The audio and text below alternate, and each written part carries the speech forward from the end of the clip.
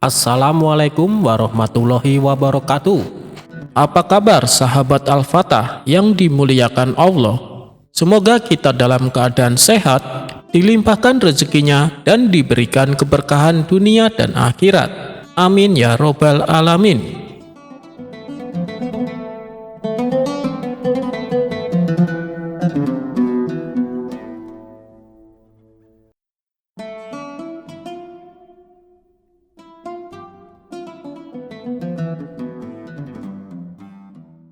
Memberi nasihat dengan cerita. Di warung tempat Abu Nawas nongkrong, salah satu kawannya terlihat murung karena sedang dirundung masalah. Tidak lama kemudian datanglah Abu Nawas. Melihat ada kawannya yang sedang murung, Abu Nawas merasa iba. Ia pun segera menghampiri kawannya tersebut. "Hei, kawan, sepertinya engkau sedang ada masalah ya? Coba ceritakan padaku," kata Abu Nawas membuka percakapan. Kawannya itu lalu menceritakan permasalahan yang sedang dihadapinya. Sebagai seorang sahabat, Abu Nawas lalu mencoba menghibur dengan sebuah cerita. Ia menceritakan kisah lucu tentang seorang anak petani. Setelah mendengar cerita Abu Nawas yang lucu itu, temannya tersebut langsung tertawa terpingkal-pingkal. "Terima kasih Abu Nawas, kau telah menghiburku sehingga beban pikiranku menjadi plong," kata kawannya kepada Abu Nawas. Hari berikutnya, saat Abu Nawas datang ke warung lagi, ia kembali mendapati kawannya yang kemarin sedang termenung seorang diri. "Hei, kawan, kamu kenapa lagi?" tanya Abu Nawas sambil menghampirinya. "Aku sedang dilanda masalah, Abu Nawas," jawab kawannya sedih. "Ada masalah apa lagi yang sedang menimpamu?" tanya Abu Nawas kembali. Kawannya itu kembali mengeluh kepada Abu Nawas akan masalah yang sedang dialaminya. Ternyata masalahnya sama seperti yang kemarin, pikir Abu Nawas. Meski demikian, Abu Nawas tetap mencoba menghibur kawannya itu. Abu Nawas kembali menceritakan cerita lucu yang seperti kemarin, yaitu tentang seorang anak petani. Temannya itu masih sempat tertawa dengan kisah lucu yang Abu Nawas ceritakan. Dan hari selanjutnya, Abu Nawas kembali mendapati kawannya sedang melamun sendirian di warung. Saat ditanya Abu Nawas, apa masalahnya? Ternyata masalahnya yang dihadapi sama seperti kemarin. Abu Nawas pun kembali menghiburnya dengan cerita lucu yang sama. Tapi kali ini kawannya hanya diam saja. "Loh, kenapa tidak tertawa?" tanya Abu Nawas. Kawannya itu pun menjawab, "Sebab cerita lucu yang kamu bawakan sama seperti yang kemarin. Kalau diulang-ulang terus ya lucunya sudah tidak terasa, Abu Nawas." Mendengar jawaban tersebut, Abu Nawas hanya tersenyum. Ia pun lalu berkata kepada kawannya, "Jika kamu tak bisa tertawa berulang-ulang dengan cerita lucu yang sama, lantas mengapa kamu selalu mengeluh berulang-ulang dengan masalah yang sama? Padahal jika kamu mensyukuri apa yang ada, niscaya kamu tidak akan selalu mengeluh dengan masalah yang sama." Mendengar nasihat Abu Nawas itu, kawannya pun tersadar. Yang harus ia lakukan bukannya mengeluh, akan tetapi harus memperbanyak rasa syukur.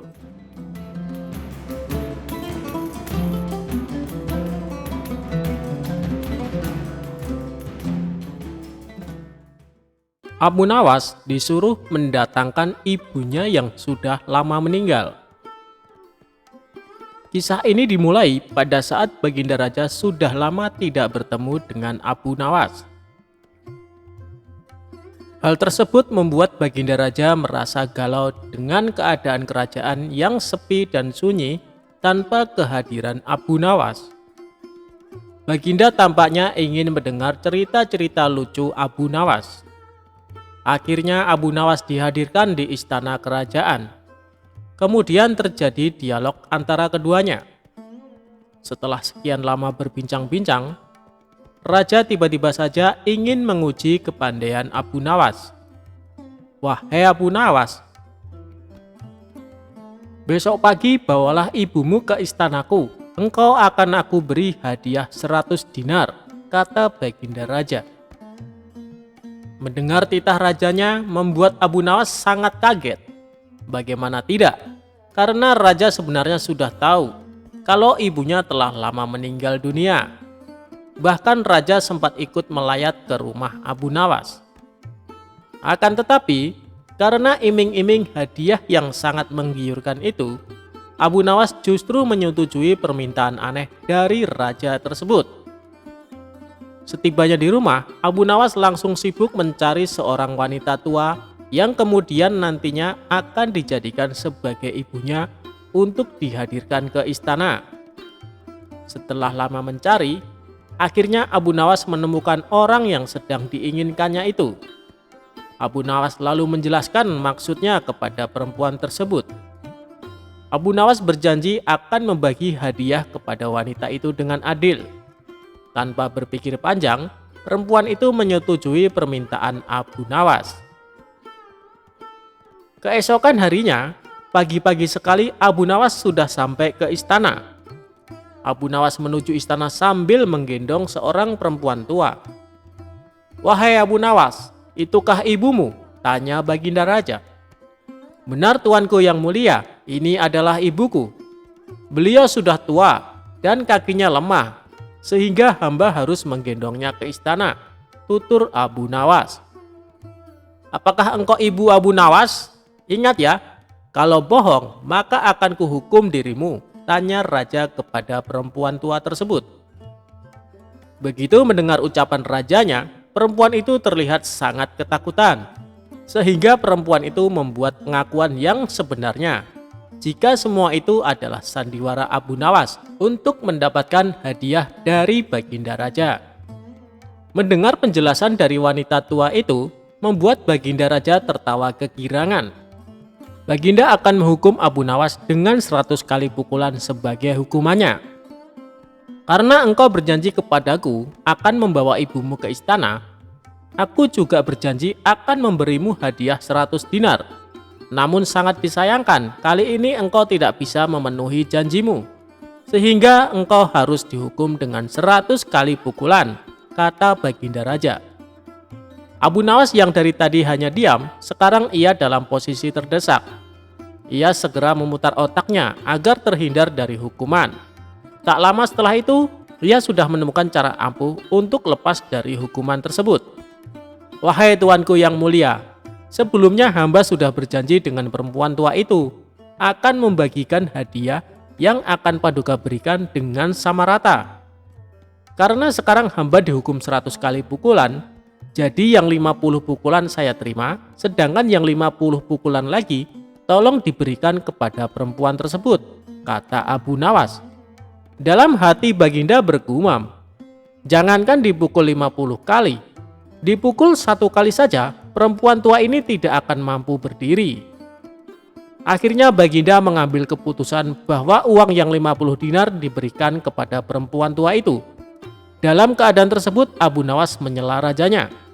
"Ampun beribu ampun Paduka, jika ibuku telah mendapat hadiah dari Paduka, tidak adil kiranya kalau anaknya ini dilupakan begitu saja," protes Abu Nawas. Baiklah, ini bagian untukmu," kata raja sambil memberikan 50 dinar kepada Abu Nawas.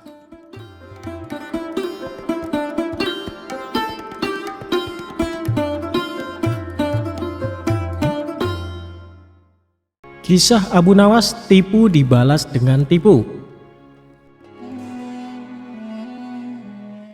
Ada seorang yogis atau ahli yoga mengajak seorang pendeta bersekongkol akan memperdaya Abu Nawas. Setelah mereka mencapai kata sepakat, mereka berangkat menemui Abu Nawas di kediamannya. Ketika mereka datang, Abu Nawas sedang melakukan sholat duha.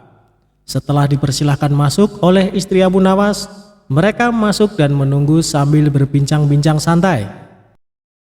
Seusai sholat, Abu Nawas menyambut mereka.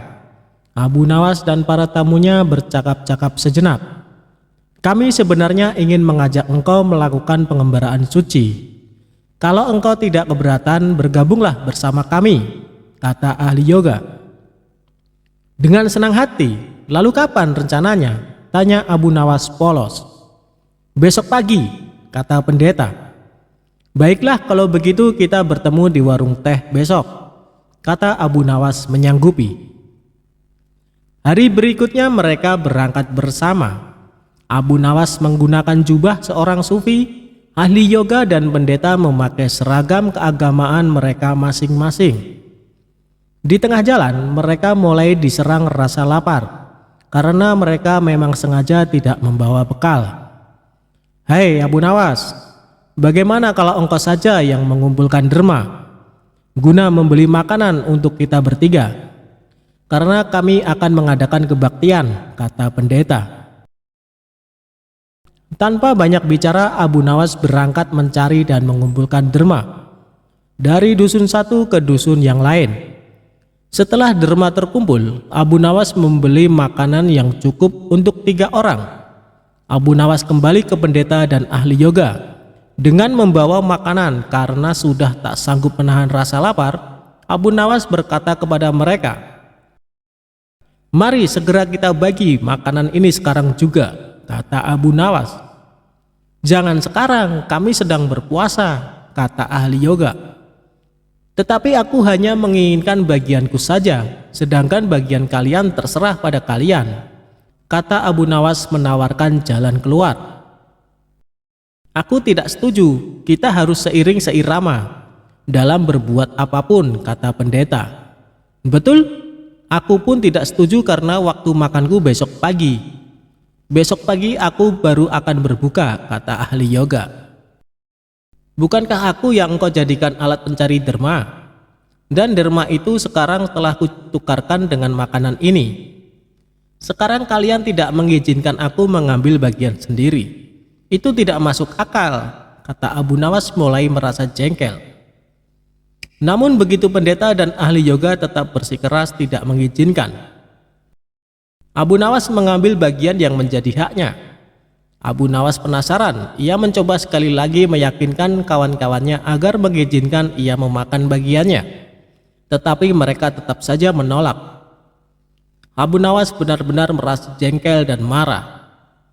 Namun Abu Nawas tidak memperlihatkan sedikitpun kejengkelan dan kemarahannya.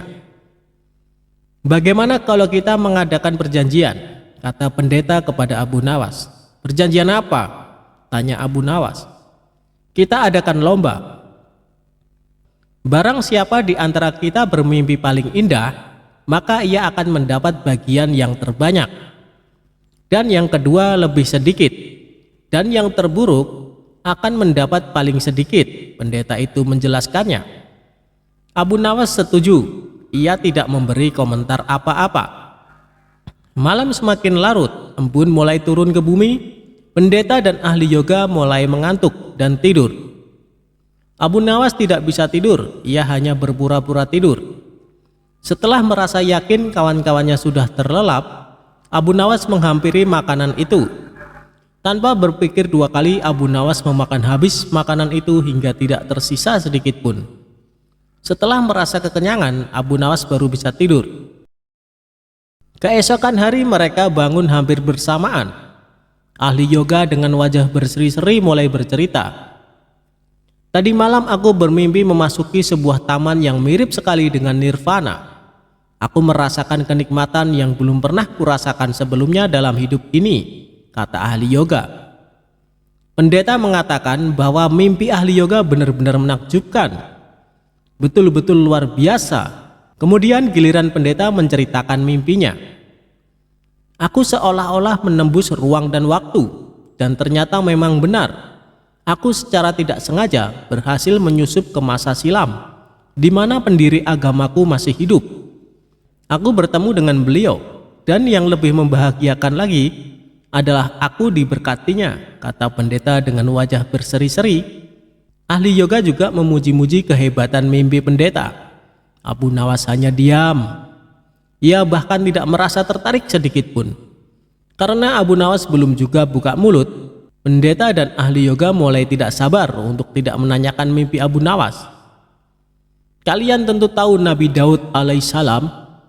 Beliau adalah seorang nabi yang ahli berpuasa. Tadi malam aku bermimpi berbincang-bincang dengan beliau. Beliau menanyakan apakah aku berpuasa atau tidak. Aku katakan, aku berpuasa karena aku memang tidak makan sejak dini hari. Kemudian beliau menyuruhku segera berbuka karena hari sudah malam. Tentu saja aku tidak benar-benar mengabaikan perintah beliau. Aku segera bangun dari tidur dan langsung menghabiskan makanan itu, kata Abu Nawas tanpa perasaan bersalah sedikit pun. Sambil menahan rasa lapar yang menyayat-nyayat, pendeta dan ahli yoga saling berpandangan satu sama lain. Kejengkelan Abu Nawas terobati. Kini mereka sadar bahwa tidak ada gunanya coba-coba mempermainkan Abu Nawas. Pasti hanya akan mendapat celaka sendiri.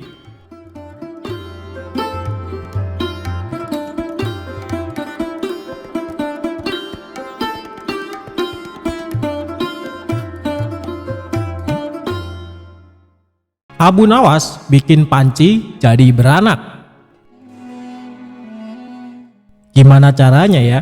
Simak cerita lucunya lengkap berikut ini. Diawali saat Abu Nawas meminjam panci kecil ke tetangganya. Tapi pancinya tidak dikembalikan. Sampai-sampai tetangganya itu menagihnya. Abu Nawas, mana panci saya?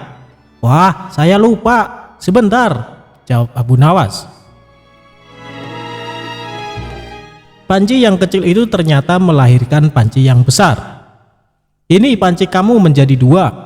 Panci kamu beranak di rumah saya, ucap Abu Nawas. Terima kasih, Masya Allah. Pinjam meminjam itu pun berakhir. Meski tidak masuk akal, tetangganya menerima begitu saja. Dia tidak mempermasalahkan karena merasa diuntungkan. Dia tidak bertanya kenapa panci itu bisa beranak.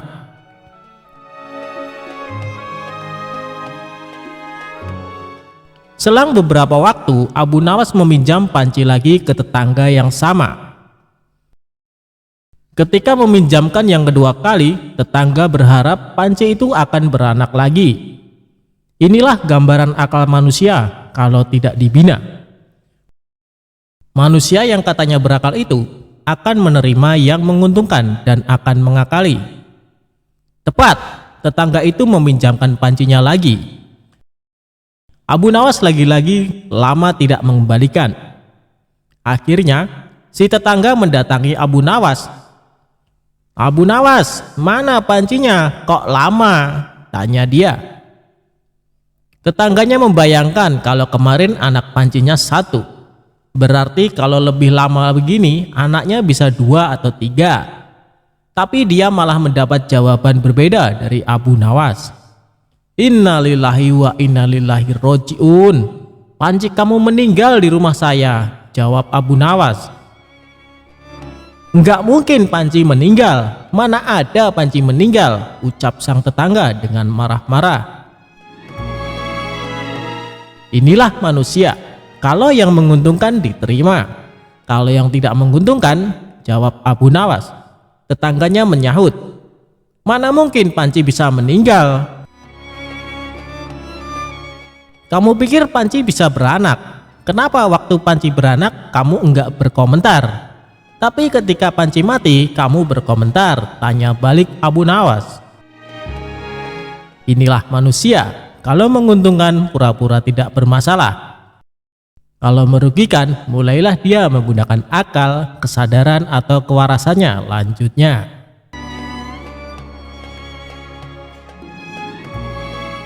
Abu Nawas dan botol ajaib. Suatu hari, Baginda Raja memanggil Abu Nawas ke istananya untuk diberi tugas. Setelah tiba di istana, Raja menyambut Abu Nawas dengan senyuman. Akhir-akhir ini aku sering merasakan perutku sakit. Kata tabib istana, aku terkena serangan angin, kata Raja. Abu Nawas sedikit keheranan, lalu bertanya, "Ampun Baginda, kiranya apa yang bisa hamba lakukan untuk yang mulia?" "Tangkap dan penjarakan angin itu untukku," perintahnya. Abu Nawas diam sejenak. "Aku beri kau waktu 3 hari untuk menyelesaikan perintah ini," tambah sang raja. Abu Nawas kemudian pulang dengan membawa pekerjaan dari Baginda Raja. Ia masih terdiam, mulutnya terkunci rapat, tak mengeluarkan sepatah kata pun. Dalam kebingungan yang tidak habis-habis, ia belum bisa memikirkan bagaimana cara menangkap dan membuktikan bahwa itu memang benar-benar angin. Menurutnya, hanya anginlah satu-satunya benda aneh yang tidak berwarna dan tidak bisa dilihat, seperti halnya air yang masih bisa diindera. Sudah 2 hari ini tetapi Abu Nawas masih belum bisa mendapatkan cara untuk menangkap angin, bahkan memenjarakannya. Abu Nawas hampir putus asa dan tidak bisa tidur, karena waktu yang telah ditentukan tinggal sehari lagi. Ia mondar-mandir memikirkan cara. Tiba-tiba ia tersadar dan berkata kepada dirinya sendiri, "Bukankah jin itu tidak terlihat?" Ia berjingkrak dan menyiapkan alat-alat yang dibutuhkan dan berjalan menuju istana.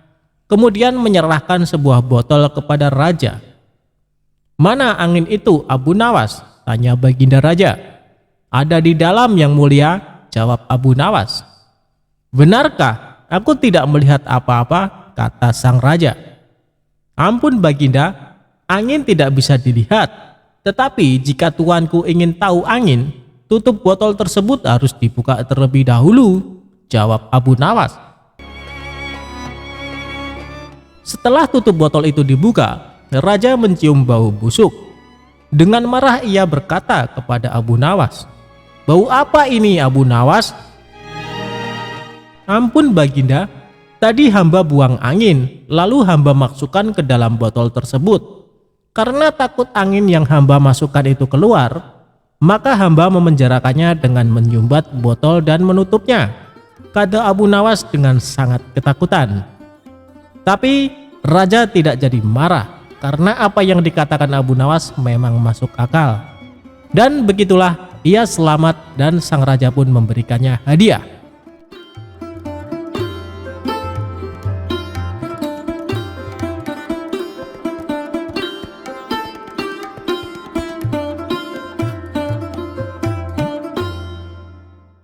Abu Nawas dengan saudagar Mesir.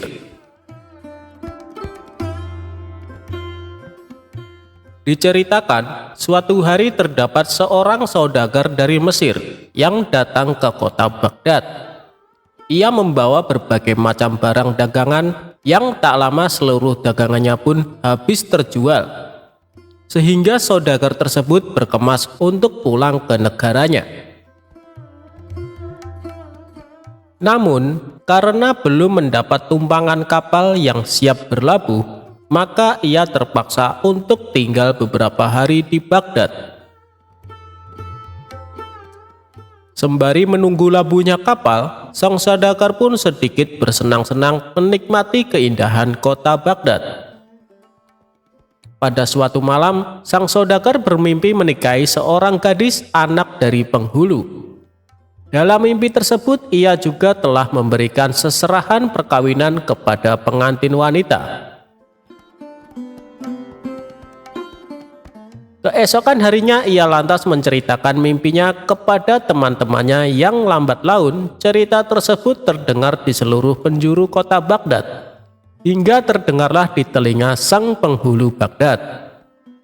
Setelah mendengar kabar yang tersebar luas tersebut, maka sang penghulu cepat-cepat mendatangi saudagar Mesir dan bertanya, "Wahai saudagar, apa benar kau telah bermimpi menikahi anakku? Jika memang benar, engkau harus menyerahkan seserahan sesuai dengan di mimpimu itu." Sang saudagar pun menjawab, "Apa yang engkau ucapkan memang benar, wahai penghulu. Namun hal itu hanyalah sebuah mimpi saja. Kenyataannya saya tidak pernah menikahi putrimu." Mendengar jawaban sang saudagar, penghulu pun langsung marah. Lantas ia merampas seluruh harta benda sang saudagar sembari mengucapkan, "Seluruh harta bendamu ini sebenarnya tak akan cukup untuk menjadikanmu menikah dengan anakku."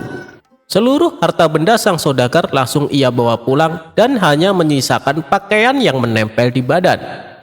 Apa yang menimpa sang saudagar tak satupun orang yang menolong, bahkan tak ada yang menggubrisnya. Pada suatu hari, sang saudagar datang kepada sang istri untuk meminta tolong karena ia telah tak memiliki satupun uang dan harta. Ia ceritakanlah hal yang telah menimpanya pada saat di kota Baghdad.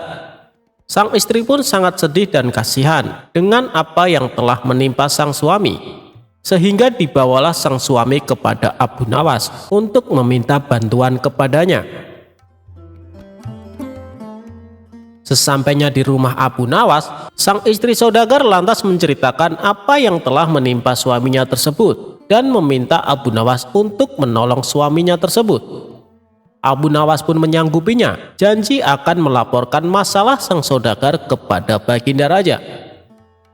Setelah istri saudagar kembali pulang ke rumahnya, Abu Nawas menyiapkan rencana dengan menyuruh semua murid-muridnya, "Wahai semua muridku, kalian pulanglah ke rumah masing-masing untuk mengambil pacul, linggis, dan lain-lainnya. Nanti sore kalian kembalilah ke sini." Seluruh murid Abu Nawas pun menuruti apa yang diperintahkan sang guru. Mereka berbondong-bondong pulang ke rumah masing-masing. Pada sore harinya, mereka kembali berkumpul di depan rumah sang guru dengan membawa berbagai alat yang telah diperintahkan sebelumnya. Setelah semua murid berkumpul, lantas Abu Nawas memberi tugas kepada mereka semua. "Wahai murid-muridku, malam ini pergilah kalian ke rumah sang penghulu. Rusaklah rumahnya. Jika ada yang bertanya, jangan pedulikan. Bilang saja kalau saya yang menyuruhmu." Para murid pun sontak mengiyakan perintah sang guru. Dengan cepat berbondong-bondong pergi ke rumah sang penghulu untuk merusak rumahnya. Singkat cerita, sementara sang penghulu sedang tidur di rumahnya, terdengar riuh yang membuat sang penghulu kaget terbangun dari tidurnya. Melihat rumahnya telah dirusak oleh sekawanan orang, ia pun marah dan bertanya, "Siapa yang menyuruh kalian menghancurkan rumahku ini?" Salah satu murid Abu Nawas pun menjawab, "Yang menyuruh kita yakni tak lain adalah guru kami Abu Nawas." Mendengar jawaban dari seorang itu, sang penghulu pun menjadi marah dan akan melaporkan kasus ini kepada sang raja. Keesokan pagi harinya, sang penghulu menghadap sang raja guna meminta pertanggungjawaban dari Abu Nawas yang telah menyuruh para muridnya untuk merusak rumahnya.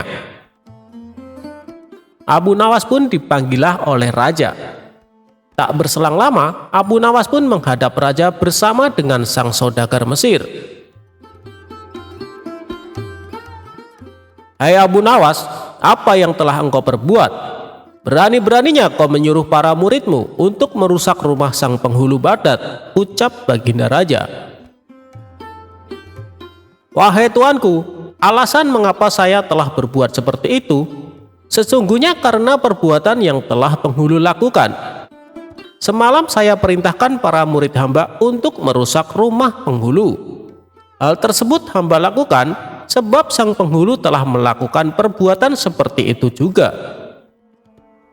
Jadi begini Baginda yang mulia, sang penghulu mendengar kabar ada seorang saudagar dari Mesir yang bermimpi telah menikahi anak sang penghulu serta telah memberikan seserahan kepada penghulu. Sang penghulu pun mendengar cerita tersebut, lantas menemui sang saudagar dan merampas semua harta bendanya. Mendengar cerita dari Abu Nawas, sang raja pun kaget dan segera memecat sang penghulu dari jabatannya. Harta yang telah dirampas pun kemudian dikembalikan kepada sang saudagar Mesir.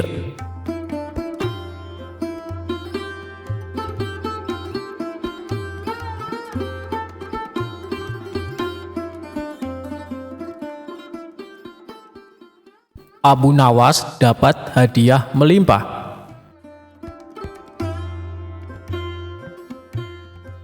Cerita lucu Abu Nawas kali ini bermula ketika suatu hari Baginda Raja memerintahkan semua menteri untuk berkumpul di istana.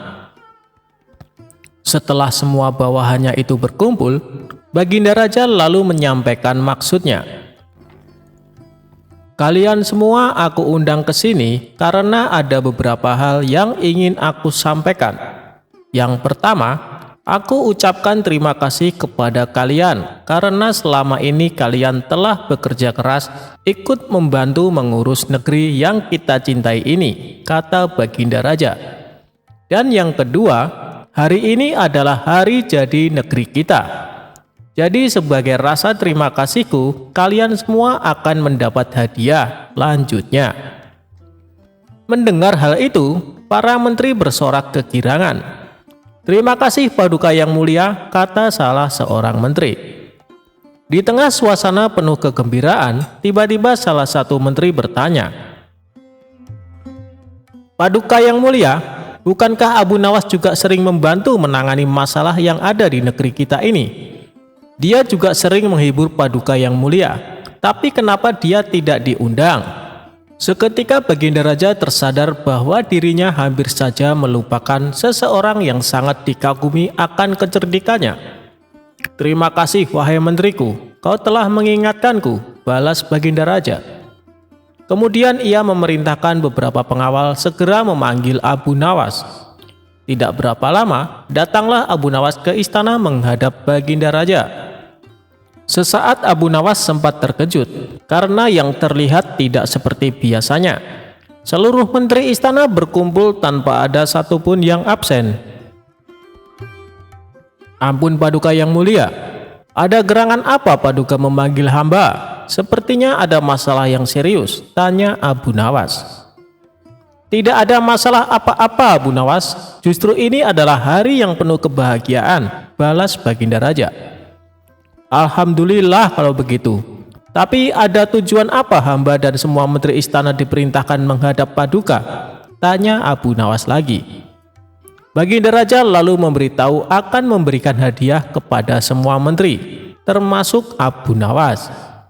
Hadiah yang akan dibagikan tersebut sebagai wujud terima kasih kepada orang-orang yang telah berjasa ikut andil mengurus negeri dan rakyat. Kemudian Baginda Raja mengajak Abu Nawas dan semua menteri memasuki ruangan besar yang penuh perhiasan emas. Saat ini kuhadiahkan kepada kalian sebuah kebebasan sampai waktu yang telah aku tentukan.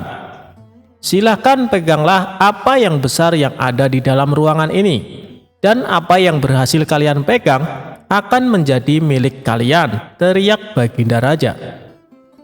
Spontan para menteri berhamburan mencari sesuatu yang disenangi. Masing-masing berebut menyentuh perhiasan paling besar agar bisa menjadi miliknya. Sedangkan Abu Nawas sendiri hanya terdiam. Ia sama sekali tidak ikut memperebutkan hadiah. Abu Nawas tetap berdiri di samping Baginda Raja. Melihat hal itu, Baginda Raja menjadi heran. Hei Abu Nawas, kenapa diam saja? Kau tidak butuh hadiah emas? Tanya Baginda Raja. Ditanya seperti itu, Abu Nawas justru cengengesan sambil terus menatap Baginda Raja. Tanpa diduga, dari belakang Abu Nawas memeluk Baginda Raja sangat erat. Hei Abu Nawas, apa-apaan ini? Apa yang kau lakukan? Teriak Baginda Raja kesakitan. Baginda Raja berusaha berontak, namun Abu Nawas makin erat memeluknya hingga tidak berdaya melakukan sesuatu. Abu Nawas, kau sudah gila ya? Lepaskan aku, teriak Baginda Raja lagi. Kali ini Baginda Raja berontak sekuat tenaga dan akhirnya Abu Nawas terpental jatuh. Ketika Abu Nawas hendak berdiri dan beranjak, Baginda Raja mengumumkan bahwa waktu yang ditentukan telah habis. Dari seluruh menteri terlihat masing-masing memegang beberapa perhiasan emas yang berhasil didapatkan. Emas yang ada di tangan kalian sepenuhnya adalah milik kalian. Silahkan dibawa pulang, kata Baginda Raja. Maka satu persatu menteri mohon diri pamit pulang. Begitu juga dengan Abu Nawas, ia mohon pamit kepada Baginda Raja. Tunggu Abu Nawas, jangan pulang dulu. Aku masih ada urusan dengan kau, ucap Baginda Raja. Baginda Raja lalu menanyakan kepada Abu Nawas perihal tingkah anehnya yang tiba-tiba memeluk dirinya. Maaf Paduka yang mulia, semua menteri Paduka adalah orang-orang bodoh. Mereka lebih memilih beberapa harta Paduka. Padahal jika mereka memilih Paduka, niscaya mereka akan memiliki semua harta itu, ucap Abu Nawas. Aku melihat semua harta Paduka sangat aku sukai. Hingga rasanya sayang sekali jika aku hanya memilih salah satunya. Maka aku memeluk Paduka yang mulia, agar Paduka menjadi milikku dan aku bisa memiliki semuanya, imbuhnya menjelaskan. Maksudmu bagaimana Abu Nawas? Tanya Baginda Raja kebingungan. Begini Paduka yang mulia, kebanyakan manusia bodoh di dunia ini lebih memilih harta dunia ketimbang pemilik sejatinya, yaitu Allah Subhanahu wa Ta'ala. Banyak manusia berlomba-lomba hanya untuk mendapatkan sebagian kecilnya saja. Padahal kalau dia mau memilih dan memiliki Allah, niscaya bukan hanya semua yang ada di muka bumi ini yang akan menjadi miliknya, melainkan Allah pun akan menjadi miliknya. Jika Allah telah menjadi miliknya, semuanya akan ia dapatkan. Itulah alasan saya kenapa hamba memeluk Paduka. Dengan begitu, hamba telah memiliki Paduka. Jadi semua yang Paduka miliki kini menjadi milikku juga, termasuk istana dan harta seisinya, papar Abu Nawas sambil cengengesan. Kamu memang cerdik Abu Nawas, puji Baginda Raja. Maka sebagai hadiahnya, Baginda Raja mempersilahkan Abu Nawas untuk memilih sendiri. Ia mempersilahkan Abu Nawas mengambil hadiah sebanyak yang diinginkan. Akhirnya, tanpa bersusah payah, Abu Nawas bisa mendapatkan hadiah emas yang lebih banyak daripada menteri-menteri istana.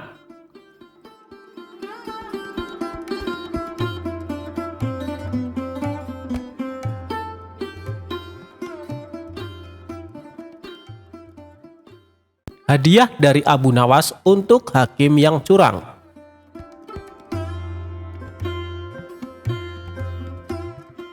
Sewaktu-waktu kerajaan sedang dalam keadaan genting. Hakim yang dikenal adil baru saja meninggal. Sang raja telah mengajukan hakim pengganti, namun ternyata perilakunya sangat tidak adil. Abu Nawas sebagai pribadi yang kritis akhirnya langsung turun tangan menyelesaikan urusan negaranya itu. Abu Nawas tidak mau jika kerajaan yang menjadi tempat berdiskusi dengan Baginda Raja menjadi tempat kemaksiatan dan ketidakadilan. Abu Nawas yang mengetahui negaranya sedang diterpa darurat krisis akhirnya turut prihatin. Ia berinisiatif untuk menyadarkan para hakim itu dengan caranya sendiri. Hingga pada sewaktu-waktu, Abu Nawas mendatangi seorang hakim untuk mengurus suatu perjanjian. Tetapi hakim di kota Abu Nawas selalu beralasan tidak punya waktu untuk menandatangani perjanjian tersebut. Kondisi ini terus berlangsung terus-menerus, hingga Abu Nawas menarik kesimpulan bahwa sang hakim minta disuap. Namun Abu Nawas mengetahui bahwa suap-menyuap merupakan sesuatu yang diharamkan oleh agama. Maka dari itu, Abu Nawas memutuskan untuk melemparkan keputusan kepada si hakim sendiri.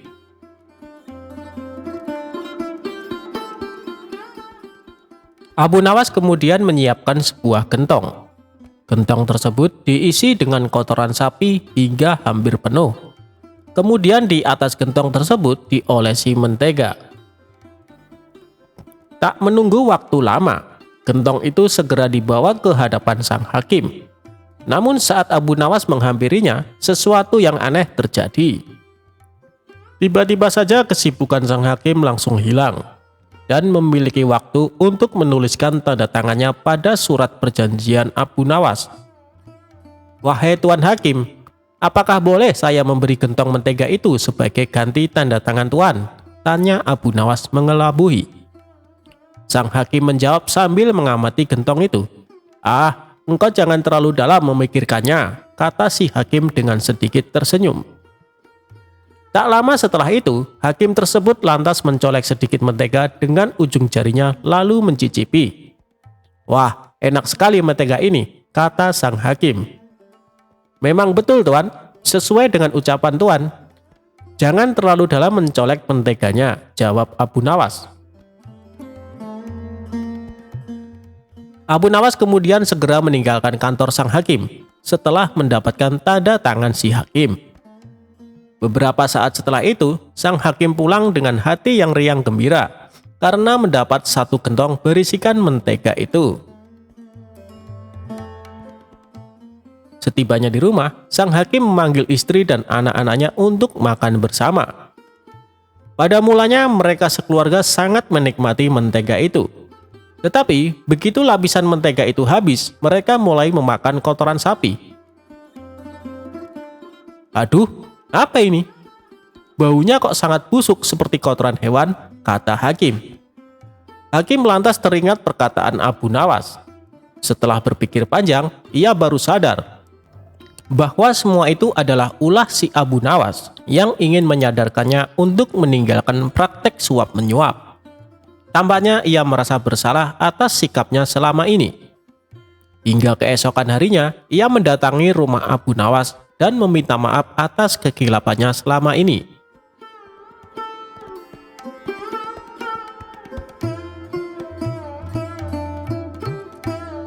Abu Nawas dan buah anggur.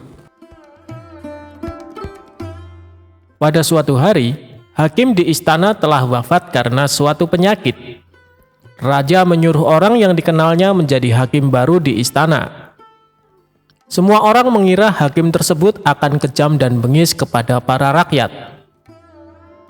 Tak lama kemudian, hakim baru datang ke istana. Beberapa rakyat yang melihat hal tersebut pun datang ke istana dengan membawakan buah sebagai tanda selamat. Hakim bertanya kepada seluruh rakyat yang datang, "Di mana Abu Nawas?" "Kami tidak tahu, Tuan Hakim," jawab salah satu rakyat. Kemudian, setelah selesai dari istana, beberapa orang memberitahu Abu Nawas mengenai hakim baru.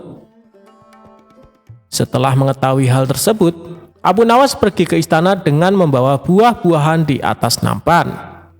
Sayangnya, ketika di jalan semua buahnya jatuh menggelinding. Abu Nawas berusaha mengambil semua buah-buahannya. Karena cukup kesal dan lelah, Abu Nawas memakan semua buah-buahan hingga tersisa 1 butir buah. 1 butir buah tersebut dibawanya ke istana. Dan hakim baru yang melihat Abu Nawas menyambutnya dengan hangat. Kemudian Abu Nawas mempersembahkan 1 butir buah yang dia bawa. Dengan hal itu, ternyata hakim malah senang. "Meskipun hadiahmu sederhana, kamu berhak menerima hadiah yang besar dariku," ucap hakim. Hakim kemudian meminta prajurit untuk memberikan 1 kantong uang yang banyak. Abu Nawas senang dengan pemberian hakim baru. Kemudian dia kembali pulang ke rumah. Sesampainya di rumah, Abu Nawas menceritakan semuanya kepada istrinya. Setelah diberitahu, istrinya menyarankan Abu Nawas untuk memberikan buah yang lebih banyak lagi kepada hakim agar mendapatkan uang yang banyak. Keesokan harinya, Abu Nawas membawa buah nanas di keranjang yang telah dia persiapkan. Saat di jalan, Abu Nawas bertemu dengan temannya. "Kamu mau kemana, Abu Nawas?" tanya temannya. "Aku mau ke istana bertemu dengan Tuan Hakim," jawab Abu Nawas. "Apakah nanas yang kau bawa itu untuk Tuan Hakim?" tanya temannya. "Ya, tentu," kata Abu Nawas. Teman Abu Nawas menyarankan dia untuk memberikan buah anggur saja agar lebih pantas diterima oleh hakim baru. Abu Nawas setuju dengan saran temannya. Kemudian dia pergi ke pasar untuk membeli anggur terbaik di sana. Akhirnya sampailah Abu Nawas ke istana dan hakim baru menyambutnya dengan hangat. Setelah mengetahui buah yang dibawa Abu Nawas, hakim sangatlah marah. "Kamu tahu kan saya paling benci dengan buah anggur," ucapnya penuh dengan emosi. Kemudian hakim meminta prajurit untuk melempari buah anggur ke Abu Nawas. Ketika dilempari buah anggur, Abu Nawas malah berkata, Alhamdulillah. Mendengar ucapan Abu Nawas berkali-kali, hakim merasa heran. Kemudian dia bertanya kepada Abu Nawas, "Abu Nawas, kenapa kamu terus mengucapkan Alhamdulillah ketika dilempari buah anggur?" tanya hakim. "Begini Tuan Hakim, awalnya aku ingin membawa 1 keranjang buah nanas untuk Tuan Hakim. Untungnya ada temanku yang menyarankan untuk membawa buah anggur saja. Bayangin coba kalau buah nanas yang dilemparkan bisa benjol kepala saya," jawab Abu Nawas cengengesan. Mendengar jawaban Abu Nawas, hakim terpingkal-pingkal mendengarnya. Kemudian dia diperbolehkan kembali pulang ke rumah.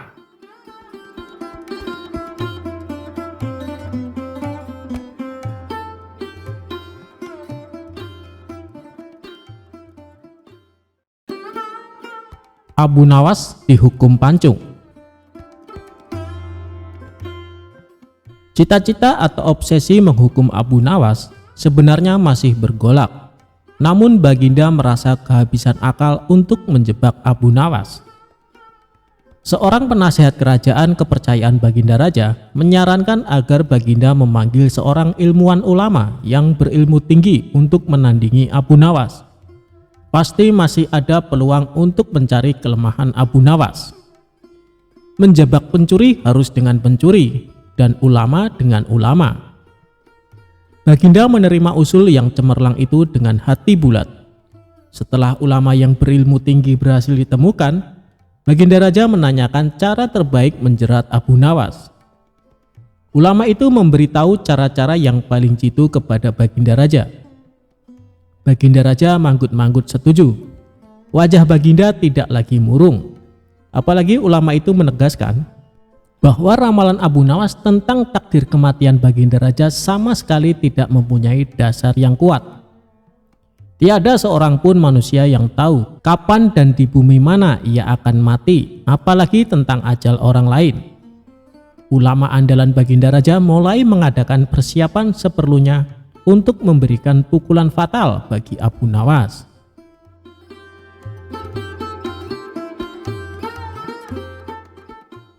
Siasat pun dijalankan sesuai rencana.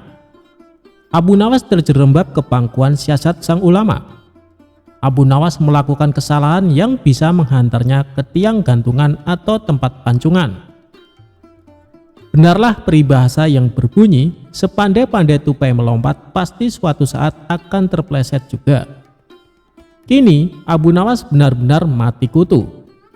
Sebentar lagi ia akan dihukum mati karena jebakan sang ilmuwan ulama. Benarkah Abu Nawas sudah keok? Kita lihat saja nanti.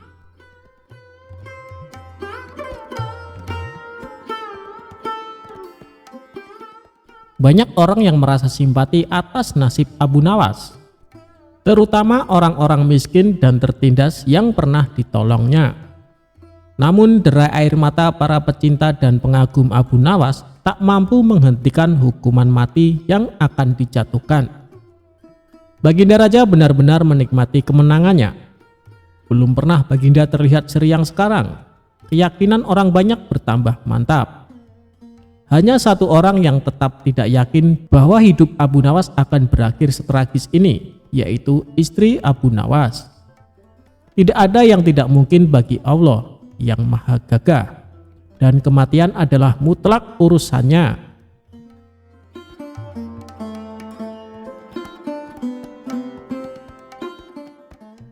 Semakin dekat hukuman mati bagi Abu Nawas, orang banyak semakin resah. Tetapi bagi Abu Nawas malah sebaliknya. Semakin dekat hukuman bagi dirinya, semakin tenang hatinya. Malah Abu Nawas nampak setenang air danau di pagi hari. Baginda Raja tahu bahwa ketenangan yang ditampilkan Abu Nawas hanyalah merupakan bagian dari tipu dayanya. Tetapi Baginda Raja telah bersumpah pada diri sendiri bahwa beliau tidak akan terkecoh untuk kedua kalinya. Sebaliknya Abu Nawas juga yakin selama nyawa masih melekat maka harapan akan terus menyertainya. Tuhan tidak mungkin menciptakan alam semesta ini tanpa ditaburi harapan-harapan yang menjanjikan. Bahkan dalam keadaan yang bagaimanapun gentingnya, keyakinan seperti inilah yang tidak dimiliki oleh Baginda Raja dan ulama itu.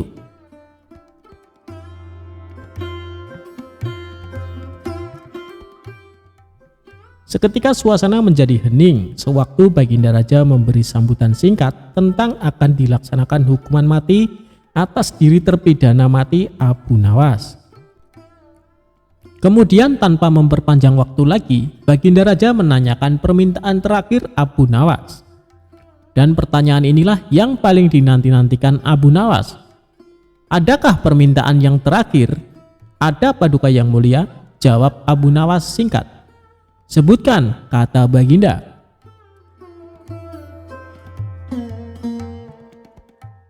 Sudilah kiranya hamba diperkenankan memilih hukuman mati yang hamba anggap cocok, wahai Baginda Yang Mulia, pinta Abu Nawas.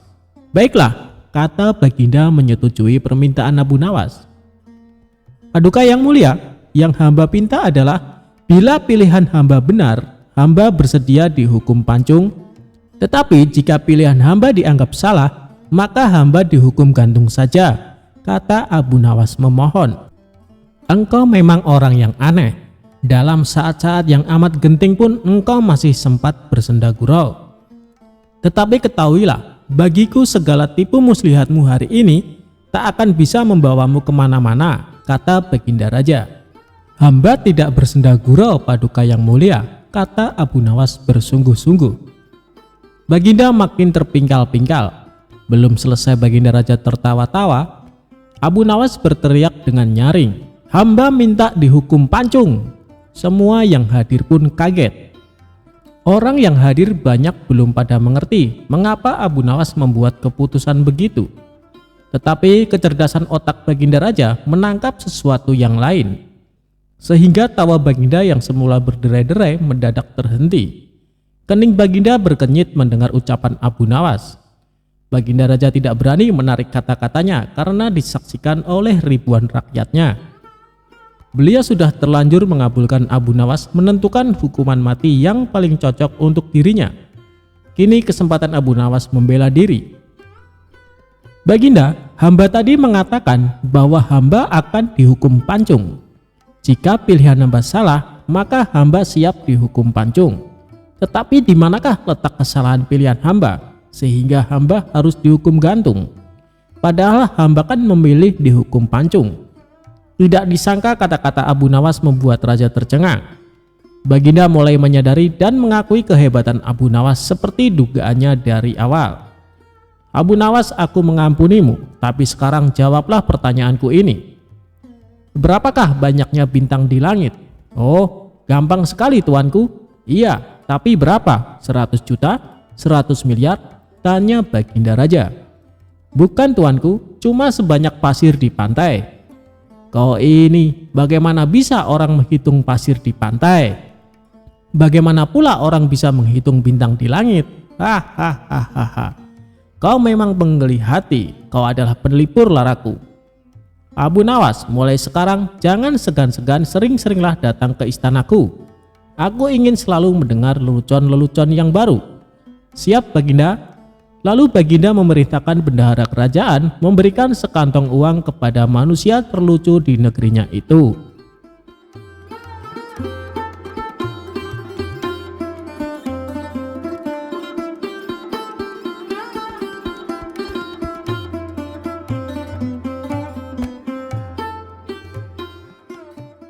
Kecerdikan Abu Nawas, selesaikan persoalan pembagian kambing.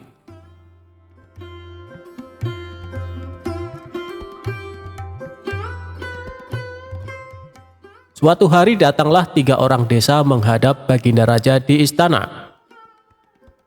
Baginda Raja yang waktu itu sedang duduk berbincang-bincang dengan para pejabat tinggi, langsung saja mempersilahkan ketiga orang itu untuk masuk. Setelah 3 orang itu membungkuk, salah seorang di antara mereka berkata, "Ampun beribu ampun Baginda, karena kami telah mengganggu perbincangan Baginda dengan para pejabat yang lain." "Tidak, kalian tidak mengganggu. Kami malah senang dengan kedatangan kalian. Memangnya ada apa kalian menghadapku? Adakah persoalan yang ingin kalian sampaikan?" "Begini Baginda, saya Ahmad mempunyai 2 ekor kambing betina. Zulfikar mempunyai seekor kambing jantan, sedangkan Zubair tidak mempunyai kambing. Karena itulah Zubair yang setiap hari harus bekerja mengembalakan kambing. Apabila ketiga kambing itu beranak pinak, maka pembagian keuntungannya juga telah kami sepakati, yakni saya mendapat separuh dari jumlah kambing, Zulfikar memperoleh sepertiga dari jumlah kambing, sedangkan Zubair yang mengembala dan merawat yang mendapat bagian seperdelapannya, terang Ahmad. Lantas, apakah kambing itu sekarang telah beranak pinak? Tanya Baginda. Benar Baginda, ketiga kambing itu sekarang sudah berjumlah menjadi 23 ekor. Karena itu, kami sekarang ingin membaginya sesuai dengan kesepakatan kami dulu. Tapi ternyata kami kesulitan untuk membaginya. Karena itulah kami kesini ingin memohon pertolongan Baginda, terang Ahmad. Membagi 23 ekor kambing sesuai perjanjian tentu tidak mudah. Bayangkan, bila Ahmad memperoleh pembagian separuh dari kambing-kambing itu, maka Ahmad sebenarnya mendapat bagian 11 ekor lebih setengah kambing. Sedangkan Zulfikar memperoleh pembagian sepertiga, seharusnya mendapatkan 7 ekor lebih 2/3 kambing. Sementara Zubair mendapatkan seperdelapannya, yang berarti 2 ekor kambing lebih 7/8 kambing. Baginda Raja tampaknya berpikir keras untuk memecahkan masalah tersebut.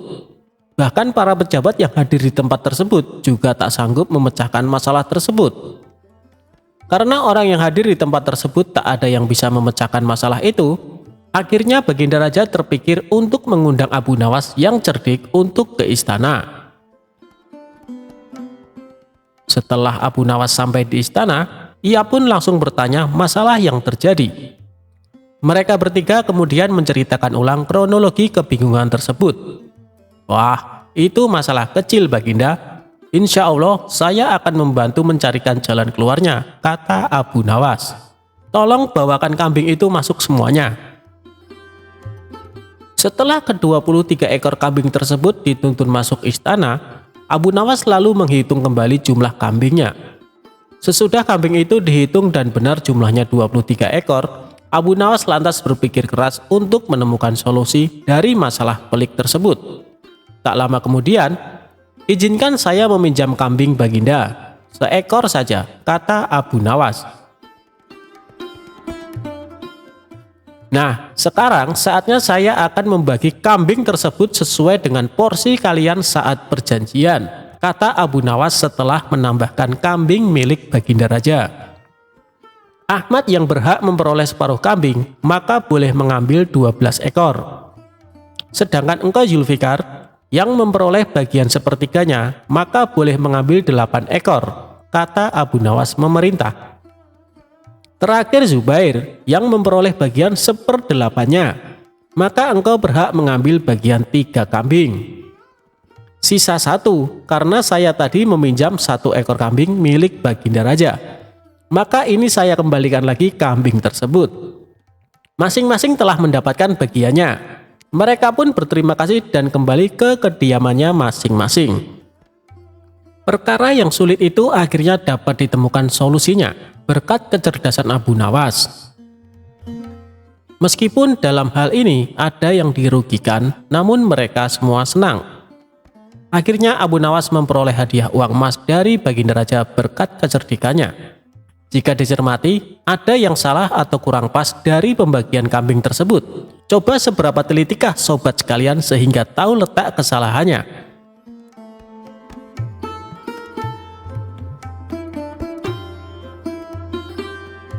Imam Syafi'i enggan menyolati jenazah Abu Nawas.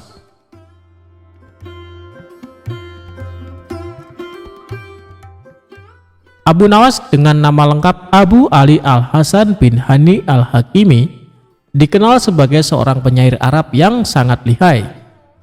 Namun di berbagai belahan dunia, Abu Nawas dikenal sebagai seorang sosok yang lucu, kocak alias jenaka. Abu Nawas juga sangat cerdik saat menghadapi raja dan memecahkan teka-teki yang belum ada jawabannya. Abu Nawas adalah seorang sufi yang paham Al-Quran dan hadis, tetapi dia menampakkan tingkah konyol dan kontroversi. Dia hidup di masa Raja Harun Ar-Rasyid dari dinasti Abbasiyah, sekaligus hidup di masa Imam Syafi'i.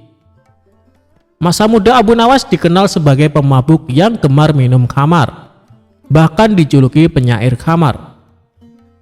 Imam Syafi'i kurang suka dengan sikap Abu Nawas karena dianggap tidak mencerminkan seorang muslim.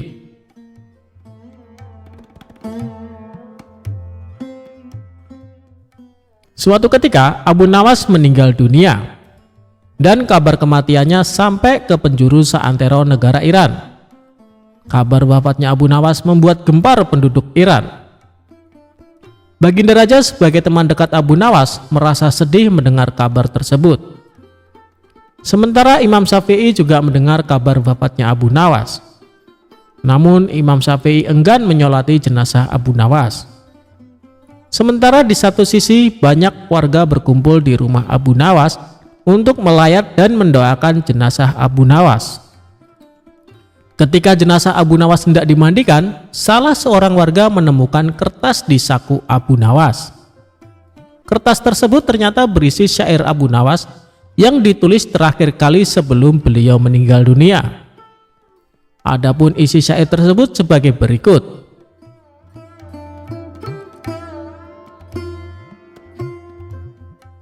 Wahai Tuhanku, dosaku terlalu besar dan banyak, tapi aku tahu bahwa ampunanmu lebih besar. Jika hanya orang baik yang boleh berharap kepadamu, kepada siapa pelaku maksiat akan berlindung dan memohon ampunan? Aku berdoa kepadamu seperti yang engkau perintahkan, dengan segala kerendahan dan kehinaanku. Jika kau tampik tanganku, lantas siapa yang memiliki kasih sayang? Hanya harapan yang ada padaku ketika aku berhubungan denganmu dan keindahan ampunanmu, dan aku pasrah setelah ini.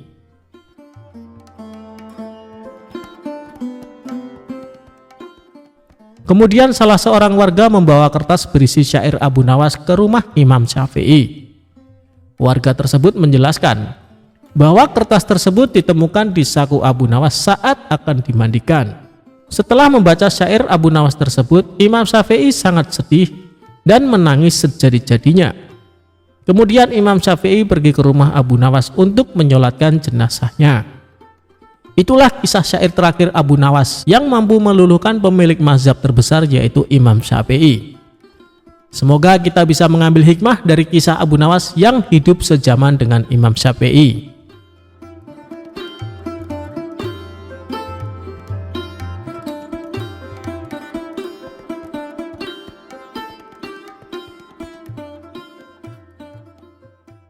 Abu Nawas nyebur ke sungai. Kali ini cerita antara Abu Nawas dan Abu Jahal. Bermula dari Abu Nawas pagi-pagi berangkat sholat subuh berjamaah di masjid. Setelah itu ia mencari kayu bakar di hutan. Di perjalanan Abu Nawas berpapasan dengan Abu Jahal. Mau kemana Abu Nawas? Tanya Abu Jahal. Mau cari kayu di hutan, jawab Abu Nawas. Ayo kita berangkat bersama-sama. Aku juga mau mencari kayu di hutan, terang Abu Jahal. Abu Nawas pun melanjutkan perjalanannya dengan ditemani Abu Jahal. Ketika mereka berjalan melewati pinggir sungai, tiba-tiba Abu Nawas tergelincir dan hampir jatuh. Namun, untunglah ada Abu Jahal di sampingnya. Abu Jahal langsung menarik tangan Abu Nawas, sehingga Abu Nawas tidak jatuh ke sungai. Terima kasih Abu Jahal atas pertolonganmu, kata Abu Nawas. Tidak disangka Abu Jahal malah tertawa terpingkal-pingkal. Lihatlah wajahmu yang lucu itu. Aku tidak bisa membayangkan apabila kamu terjatuh ke sungai. Pastinya akan basah kuyup, ucap Abu Jahal sambil tertawa makin keras. Sementara Abu Nawas hanya diam. Dia tidak mungkin marah kepada Abu Jahal yang baru saja menolongnya. Sejak saat itu, setiap bertemu Abu Nawas, Abu Jahal selalu mengungkit-ungkit kejadian tersebut. Bahkan saat keduanya nongkrong di warung, Abu Jahal terus menceritakan dan membesarkan hal tersebut, sampai-sampai membuat Abu Nawas merasa sangat malu.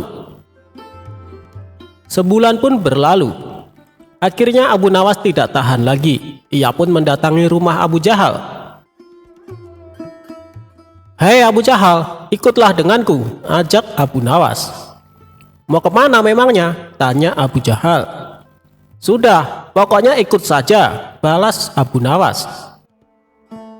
Mereka berdua lantas pergi ke suatu tempat.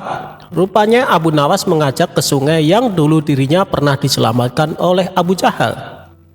Setibanya di sana, dengan masih berpakaian lengkap, Abu Nawas langsung menjatuhkan diri ke sungai.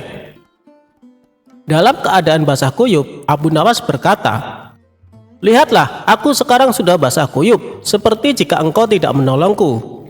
Jadi berhentilah mempermalukanku di depan orang-orang," pinta Abu Nawas.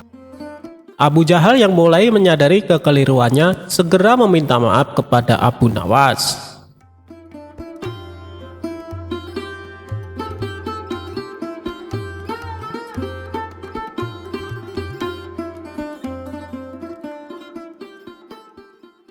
Karena buta warna, Abu Nawas selamat dari bahaya.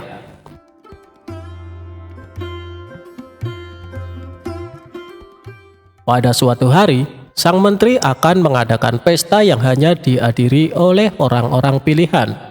Guna menambah semaraknya suasana pesta, Tuan Menteri tidak lupa mengundang Abu Nawas. Maka diperintahkanlah beberapa pengawal untuk memanggil Abu Nawas di rumahnya. Sesampainya di rumah Abu Nawas, salah satu pengawal berkata, "Tuan Abu Nawas, nanti malam ada undangan pesta di rumah Tuan Menteri." Mendengar kabar tersebut tentu saja membuat Abu Nawas kegirangan. "Baik, nanti malam aku akan ke sana." "Oh iya, sampaikan salam hormat saya untuk Tuan Menteri," balas Abu Nawas. Singkat cerita, malam pun tiba. Abu Nawas bergegas menuju rumah Tuan Menteri. Setibanya di sana, Abu Nawas disambut hangat layaknya tamu kehormatan. Tuan Menteri lalu mempersilahkan Abu Nawas duduk bersama para tamu undangan yang lain. Tidak berapa lama kemudian, hidangan lezat mulai disajikan di atas meja makan. Melihat hal itu, Abu Nawas sudah tidak sabar untuk menyantapnya. Sembari mengambil hidangan di hadapannya, Abu Nawas pura-pura berbasa-basi. "Ngomong-ngomong, pesta dalam rangka apa ini? Jangan-jangan Tuan Menteri naik jabatan ya?" tanya Abu Nawas. "Bukan Abu Nawas, hanya pesta syukuran kecil-kecilan untuk menyambut hari kelahiranku," jawab Tuan Menteri.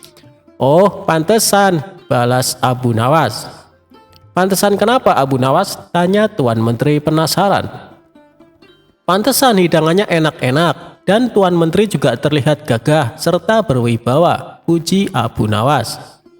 "Kamu bisa saja Abu Nawas," balas Tuan Menteri tersipu malu. Saat asik menyantap hidangan, tiba-tiba salah satu tamu berkata, "Maaf Tuan Menteri, janggut Tuan Menteri beruban. Mungkin akan lebih indah bila Tuan Menteri mengecatnya menjadi hitam." Mendengar itu, Tuan Menteri yang tadinya berseri-seri mendadak berubah menjadi emosi. "Kurang ajar kamu. Kamu pikir aku sudah tua bangka? Kamu menghina aku," bentak dia. "Ampun Tuan Menteri, aku sama sekali tidak bermaksud demikian," jawab tamu tersebut ketakutan. "Pengawal, tangkap orang ini dan masukkan ke penjara selama 3 hari, perintah Tuan Menteri kepada pengawalnya. Dengan sigap para pengawal langsung menyeret tamu tersebut untuk dimasukkan ke penjara. Ternyata kemarahan Tuan Menteri tidak berhenti sampai di situ. Ia lantas bertanya kepada tamu undangan yang lain, "Apakah kamu lihat ada uban di janggutku?" Dikarenakan takut dihukum, tamu yang ditanya kali ini menjawab dengan berkata bohong. "Hampir tidak ada Tuan Menteri." "Apa maksudmu dengan kata hampir?" "Pengawal, seret orang ini ke dalam penjara," teriak Tuan Menteri.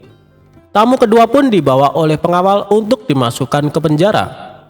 Gara-gara kejadian ini, suasana pesta yang tadinya meriah berubah jadi menegangkan. Untuk ketiga kalinya, Tuan Menteri mengajukan pertanyaan yang sama kepada tamu. "Selanjutnya, apa kau lihat ada uban di janggutku?" tanya Tuan Menteri. Karena takut dihukum seperti kedua tamu sebelumnya, tamu ketiga menjawab dengan berkata bohong. "Sama sekali tidak ada Tuan, Bahkan janggut Tuan terlihat hitam dan indah. "Kamu pembohong," bentak Tuan Menteri. "Pengawal, berikan dia 10 cambukan di punggungnya, kemudian penjarakan dia selama sebulan," perintah Tuan Menteri. Akhirnya Tuan Menteri menoleh ke arah Abu Nawas. Tapi Abu Nawas terlihat asik menyantap makanan seolah sedang tidak terjadi apa-apa. "Apa kau melihat ubah di janggutku?" tanya Tuan Menteri kepada Abu Nawas yang tampak asik melahap makanan lezat tidak menghiraukan pertanyaan Tuan Menteri. Abu Nawas, aku bertanya kepadamu," bentak Tuan Menteri. Mendengar namanya disebut, Abu Nawas pun menoleh ke arah Tuan Menteri dan menghentikan makannya untuk sementara. "Maaf Tuan Menteri, Tuan bertanya kepadaku," sahut Abu Nawas. "Ya, aku bertanya kepadamu. Apa kau melihat ubah di janggutku?" tanya Tuan Menteri. "Sebenarnya aku ingin menjawabnya Tuan Menteri, tapi aku buta warna, jadi tidak tahu mana warna hitam dan putih," ucap Abu Nawas. Ia pun kembali meneruskan makannya. Jawaban Abu Nawas yang singkat tapi menggelikan membuat Tuan Menteri tertawa terpingkal-pingkal. Wajahnya yang tadi penuh emosi seketika redam dan kembali tenang untuk mencairkan suasana. Setelah selesai makan, Abu Nawas menceritakan beberapa kisah lucu yang membuat seisi ruangan penuh tawa.